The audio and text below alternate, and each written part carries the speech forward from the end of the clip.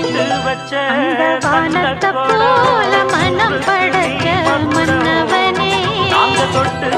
பனி துளிய போல குணம் படைச்ச தென்னவனே, மஞ்சளிலே